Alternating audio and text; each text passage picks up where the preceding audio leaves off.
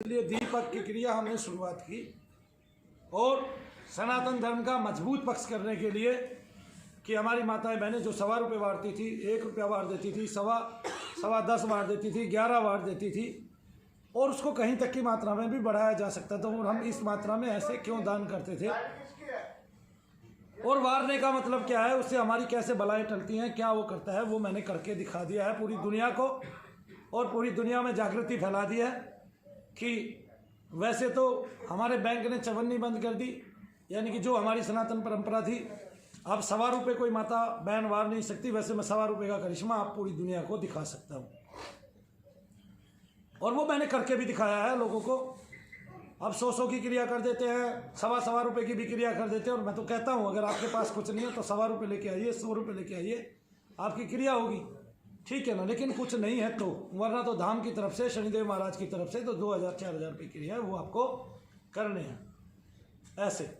तो एक परंपरा ये और दूसरी धूप दीप की धूप दीप दिखाने से देवता आते भी हैं कि नहीं आते हैं, प्रसन्न होते हैं कि नहीं होते हैं और उस धूप दीप से हमें कुछ मिल भी पाएगा कि नहीं मिल पाएगा और देवताओं तक वो धूप दीप हमारा पहुंचता है कि नहीं पहुंचता है ना।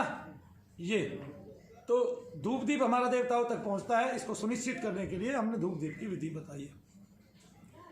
सबसे पहले आप उस दीपक से कुछ भी कर सकते हैं, बशर्ते एक काम ना करें कि किसी का वशीकरण करने की ना सोचे, क्योंकि ये शनिदेव महाराज है और ये परंपरागत है, सनातनी है और ईश्वर के साक्षात अंश है। भगवान शंकर के गण है, धनुगण कहलाते हैं।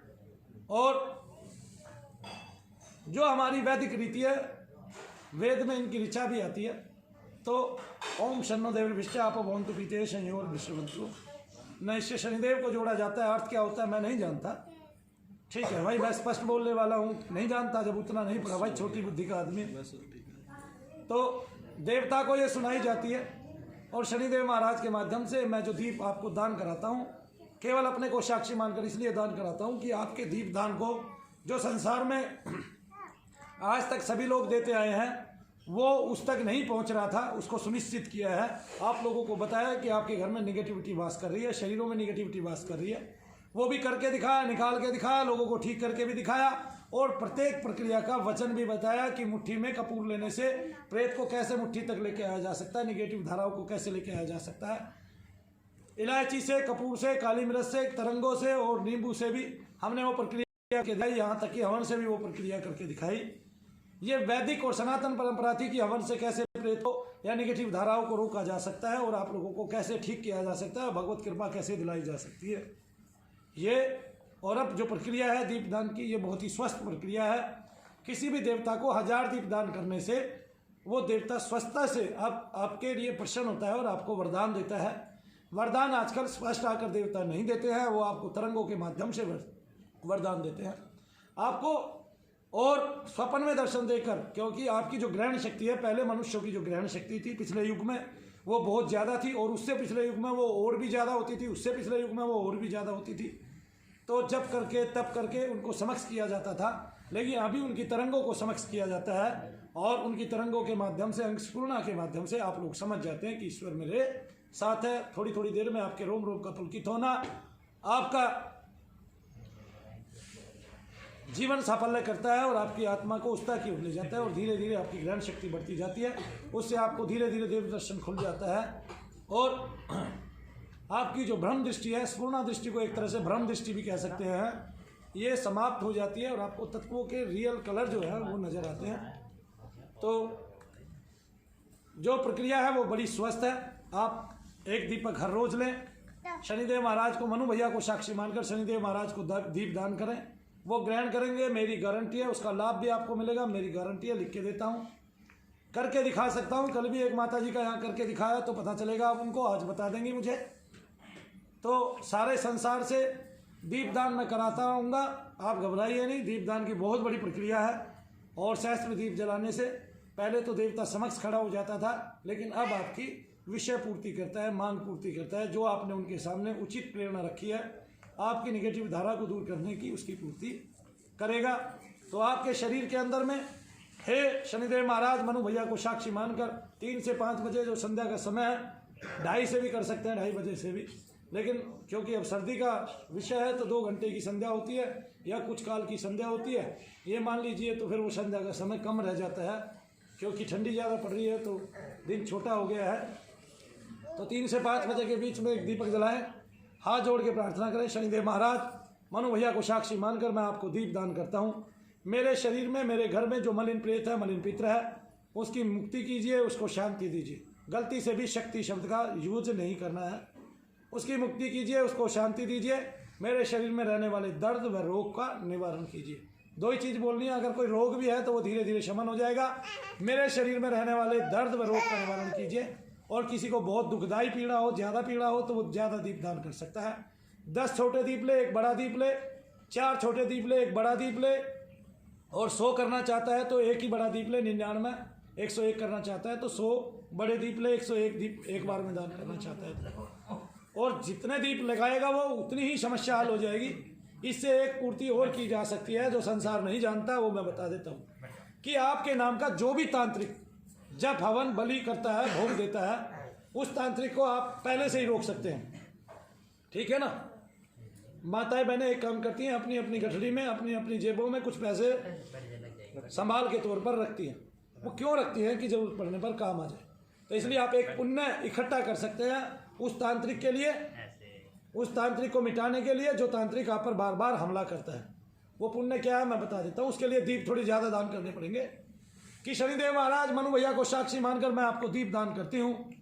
मुझ पर क्रिया करने वाले, क्रूर कर्म करने वाले, मुझ पर तंत्र क्रिया करने वाले जो भी तांत्रिक हैं या जिन्होंने भी मुझ पर ये क्रिया कर्म कराया है, उसने अपने इष्ट को साधने के लिए जो जप बलि भोग, क्या बोलोगे, जप बलि भोग दिया है, उसको आप अपने चरणों में समा लीजिए।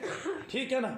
उसके इष्ट को उससे विमुख कीजिए और उसका सारा जप बलि भोग आदि का जो भी फल है उसके इष्ट द्वारा दिया गया है उसको समापन कीजिए। इतना बोलना है, आपने हाथ जोड़ लेने हैं। अगर तांत्रिक को रोकना है तो यही एक क्रिया करनी है और इससे ज़्यादा भी नहीं बोलना है। और अगर शरीर में प्रेत हो, मलिन पित्र हो, मलिन देवी देवता हो तो ये बात बोलनी है। क्या बोलना है? कि मनु भैया को साक्षी मानकर मैं आपको दीप दान करता हूँ, इसे कृपया ग्रहण कीजिए। और मेरे शरीर में प्रविष्ट मलिन आत्मा, मलिन प्रेत, मलिन पित्र, मलिन देवी देवता, मलिन देवी देवता का मतलब यह देवता मलिन नहीं होते हैं, लेकिन पृथ्वी लोक पर तंत्राचार्य, तंत्र करने वाले, आघात करने वाले लोग, उनको बलि मतलब मुर्गा और भोग मतलब मांस, कलेजा, खून ये आदि देकर या किसी जीव आदि के पंजे, नाखून, इस तरह से दिल, कलेजा ये देकर जो है उसको भोग दिया जाता है। कोई पतासे, लौंग और कई चीज़ें और देता है जो सात्विकता में भी आती है और असात्विकता में भी आती है। लेकिन देवताओं को चूंकि वो मलिन कार्य करने के लिए भेजता है इसलिए मलिन बोला जाता है। ठीक है ना। और वो देवता जब आपके पास आता है तो उसका स्वरूप भी काला हो जाता है, तीखा हो जाता है और क्या कहते हैं, धुएं के रूप में परिवर्तित हो जाता है। तो कई बार वो दिखाई नहीं देता है देखने वालों को, कोई भी दृष्टि उनको देख नहीं पाती है। हम तरंगे भी बहुत सूक्ष्म होती हैं। तो मलिन देवी देवता, मलिन पित्र और मलिन प्रेत, उनकी मुक्ति करें, उनको शांति दें। इतना बोलना है, मुक्ति करें और शांति दें, हमारे रोगों का शमन करें, हमारे दर्दों का निवारण करें। आधे घंटे बाद उसी स्थल पर जाना है। ये आपकी पूजा का स्थल भी हो सकता है, एक बंद कमरा भी हो सकता है, आपकी खुली छत भी हो सकती है, बशर्ते आपके पड़ोसी ये ना समझे कि ये कोई गलत कार्य कर रहे हैं। ठीक है ना। तो उससे भी बचो, क्योंकि आजकल पड़ोसी जो है ना फैला देते हैं 1 सेकंड में, अरे आपने दीप जलाया भगवान के लिए, उसको थोड़ी ना पता है, वो सोचेगा अरे तो कुछ क्रिया करते फिरते हैं, है ना। तो अपने घर में अपनी ज्योत के सामने, अपनी पूजा स्थल के सामने इस तरह थाली में रखकर दीप जलाएं और भगवान को भेंट करें, उनको दीप का दान करें। आपको उसका पुण्य जरूर मिलेगा, हर हाल में मिलेगा। मनु भैया को साक्षी माने। मनु भैया का ये वादा है, पूरे संसार में जो भी इस क्रिया को करेगा वो मनु भैया के पास आए ना आए उसके कष्ट खत्म हो जाएंगे मुफ्त में ही। वो जितने दीप दान करता जाएगा अपने कष्ट के अनुकूल, उतनी क्षमता से उसके रोग ठीक हो जाएंगे। और वो हमारी वीडियो के नीचे हमेशा कमेंट करता रहेगा कि मैं आपके धाम में भी नहीं आया, मैंने आपकी बताई हुई क्रिया की और हमें अचूक लाभ मिले जो परंपरा से हटके थे। तो इस तरह से माँ द्वारा जब मैं पैदा हुआ, एक बलि, एक भोग दिया गया, केवल किसके रूप में, कुछ छोटे से धन के आकार के रूप में। वो 1.25 रुपया था, वो 11 रुपये थे, वो 21 रुपये थे, वो 51 रुपये थे।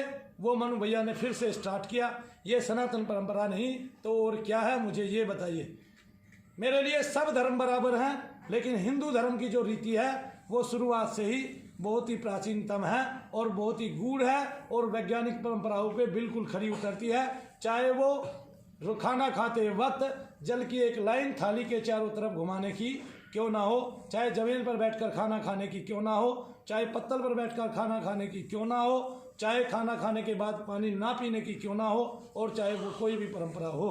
तो दीपदान की परंपरा से मैंने फिर से आपको अवगत कराया। दीपदान से कैसे लाभ लेने हैं मैं फिर से आपको बता रहा हूँ।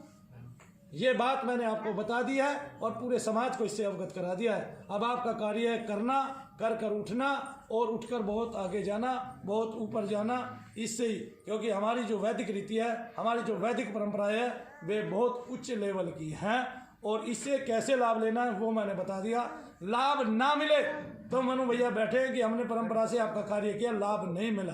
लाभ कब नहीं मिलेगा ये मैं बता देता हूँ। लाभ तब नहीं मिलेगा जब शैतान बहुत विकराल रूप धारण किए खड़ा हो और आपकी जेब में दीपदान करने के लिए भी पैसा ना हो, ठीक है ना। तब आपको बारंबार एक दीप ही दे के प्रार्थना करनी पड़ेगी कि प्रभु मेरे पास तो एक ही दीप है, शनिदेव महाराज मेरा इसी में कल्याण कीजिए। और 3 बार त्राहिमाम हाथ उठाकर त्राहिमाम त्राहिमाम त्राहिमाम ऐसे बोल दीजिए।